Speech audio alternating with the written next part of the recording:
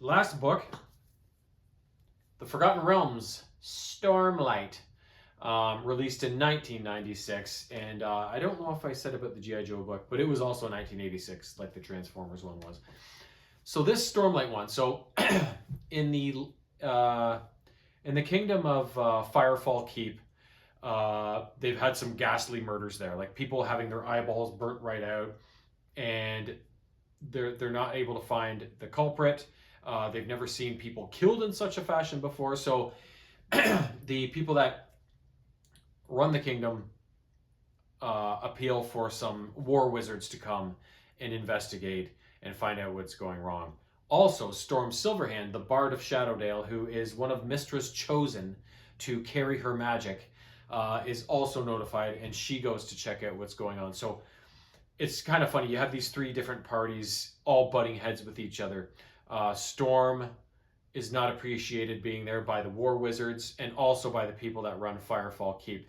The heads of the families are all very prissy, rude, entitled bitches, right? So they're always trying to have a go at Storm, but she just lets everything roll off her back and makes everybody look stupid with everything she's seen and done. You're not going to get one up on her in any sort of way, right? So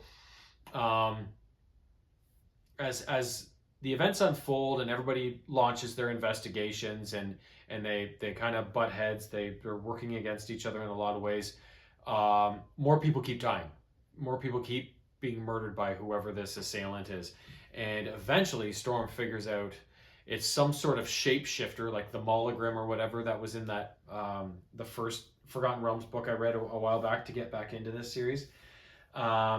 He's like a shapeshifter that when he kills people, he can absorb any of the powers that they have. So with each person he kills, other than the normal common folk who don't have any powers, like the stronger and more terrifying that he gets. So Storm has to not only deal with the nobles being a pain in the ass, she has to get the war wizards, or what remains of the war wizards after this mysterious assailant starts thinning their ranks as well, and to get them to work together and try and figure out who this is and how to catch him, sort of thing. So, and I won't spoil the ending for you, but you know Storm Silverhand, she's in a lot of books, so you could probably assume that she makes it out okay, right? Last up, and this is a beauty. Season 2 of Andor. Oh my god, what a finale to this series. So it starts up a year after the first season ended, and then it kind of bounces ahead a year at a time throughout the series, throughout the second season. As it starts off, Cassian Andor is posing as an Imperial test pilot to steal one of their ships, a new prototype called the TIE Avenger. When he extracts, he lands on this moon, but then gets kind of taken captive by this warring band of pirates or something. Eventually has to make his escape. His allies, like his love interest Bix and his two friends, forget their names, are lying low on this agricultural planet to try not get discovered by the Empire. But eventually the Empire comes looking and checking everybody's documentation. So one of them gets offed. Cassian comes with the ship, extracts the two of them. On Chandrila, Mon Mothma's daughter is being wed to another family that they know, and one of I can't remember if it's the family of the kid that's marrying her daughter or not, but a guy that's helped Mon with some financial investments and stuff has had some. He feels underappreciated for his efforts, and he knows of the rebellion, why she needs this money. And he's threatening blowing the whistle if he doesn't get something from her, sort of thing. So Luthen has him killed. Luthen's a savage. But hey, when you're plotting a rebellion against the Emperor, you need to be that way, right? So then as we bounce ahead, there's all sorts of stuff going on. I'm going to forget half of it. The Empire is planning on invading a planet called Gorman for their resources to put towards Death Star production. So they stage... A big part of this season is the Empire inciting a rebellion on the planet so that they can effectively put it down and blame it on the rebels, and then put martial law on the planet basically, and then just have their way with the planet, right? So Deidre and Silas are kind of working this, even though Silas is kind of kept in the dark. And when he finds out what's actually going on, he has a go at Deidre. He eventually gets killed because Andor is sent there because Deidre's on site. So Luthen is like, here's your chance to kill this bitch, right? But the riot breaks out before he can, and then all hell breaks loose. He has to escape the planet, and he escapes with a broken security droid. So that's where K2SO comes from. So that's kind of cool to see K2SO's origin story, right? And then in the meantime,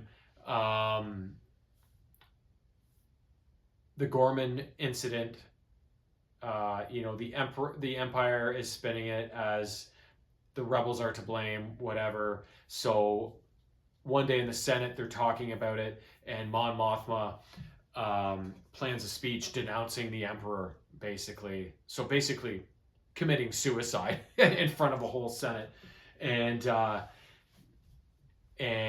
Cassian is sent to get Mon off Coruscant and to Yavin the moment her speech is done. So there's all these sequences in this season. Sorry, my ear is so itchy today.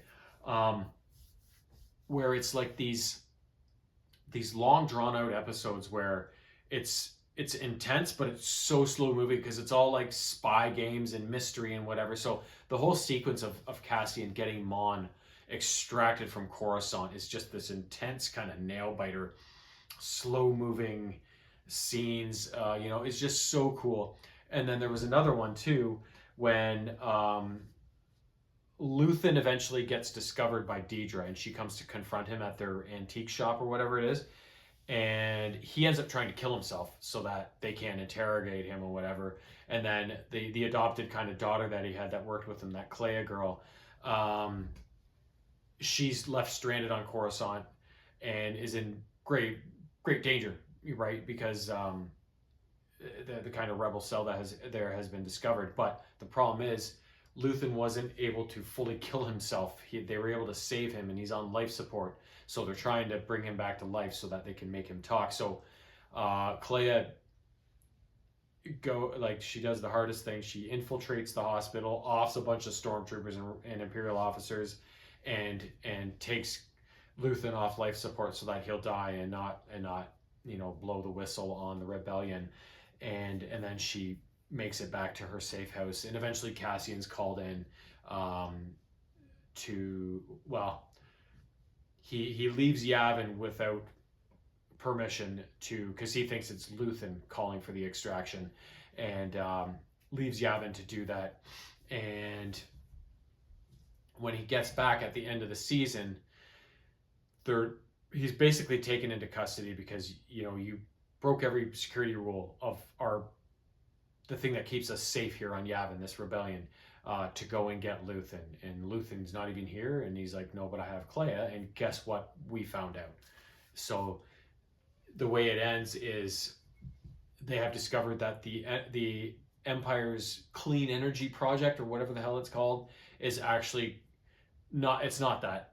It's a super weapon they're building. So this is the first time they hear about this super weapon. They don't know exactly what it is, but it's where they discover that this is what's happening. It's all a farce, this clean energy project, and the Empire is, strengthening its grip on the galaxy through fear and intimidation and murder and all that stuff. So at the end of the series, Cassian is sent on a mission, and I believe it leads right into Rogue One. So it's kind of nice how they let it right into the events of Rogue One. So basically, it's almost like a 3-season TV show, right? When you count in the Rogue One movie, right? So, but I really liked this season. I like this series overall, but that season was so cool because you got to see some of the key players that helped build the rebellion that weren't around in the original Star Wars movie. Like the Luthen was a huge part of that, even though the people on Yavin, the leadership group there, didn't necessarily agree with his methods. Cassian said it many times in the season.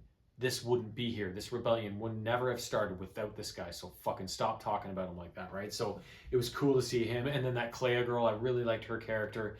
It was cool to see how Mon Mothma was brought out of Coruscant and to Yavin, you know, and how her introduction to the rebellion kind of went, you know what I mean? Bail Organa was there a fair amount throughout the season.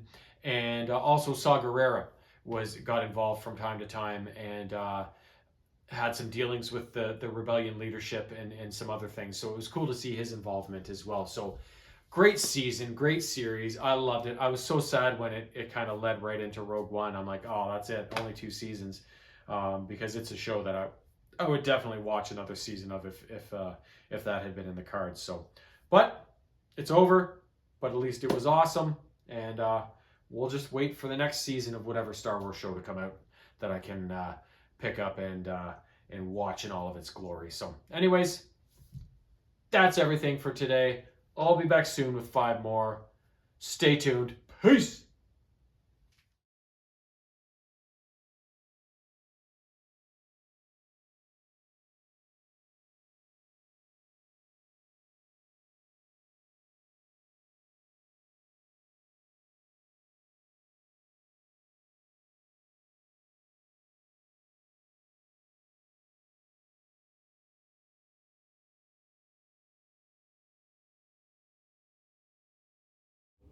Meow.